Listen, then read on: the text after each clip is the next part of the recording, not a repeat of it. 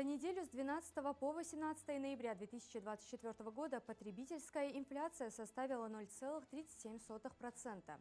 В секторе продовольственных товаров на отчетной неделе цены изменились на 0,73%. На плодовочную продукцию динамика цен составила 4,9%. На остальные продукты питания цены изменились на 0,42%. В сегменте непродовольственных товаров темпы роста цен составили 0,12%.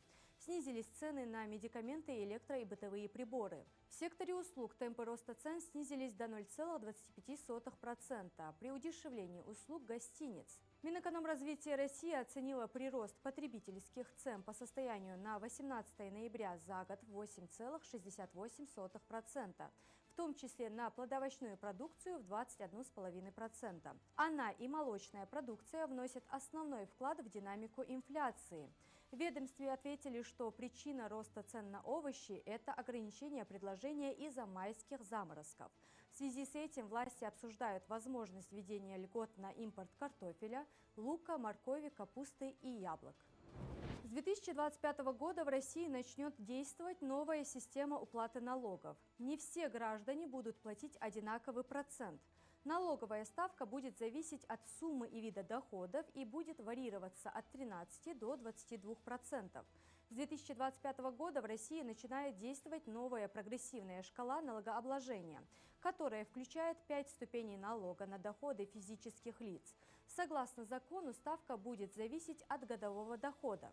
13% для дохода в размере 2,4 миллионов рублей включительно, 15% для доходов, превышающих 2,4 миллиона рублей, до 5 миллионов рублей включительно, 18% для доходов свыше 5 миллионов рублей, но менее 20 миллионов рублей включительно, 20% для доходов от 20 до 50 миллионов рублей включительно, 22% для доходов, превышающих 50 миллионов рублей в год. Федеральным законом предусмотрены отдельные случаи, в которых с 2025 года будет действовать прежние ставки налогообложения. Они будут применяться к доходам, полученным в виде страховых выплат по договорам страхования и выплат по пенсионному обеспечению, от долевого участия, по операциям с цифровыми финансовыми активами, по операциям с ценными бумагами и с производными финансовыми инструментами, в том числе на индивидуальном инвестиционном счете, по операциям РЭПа, объектом которого являются ценные бумаги, по операциям займа ценными бумагами и в виде процентов по вкладам в банках, находящихся на территории России. Правительство определилось с налогами при майнинге криптовалют. В результате обсуждения с бизнесом принято решение о целесообразности налогообложения финансового результата от майнинга, как наиболее справедливо отражающего результаты этой деятельности.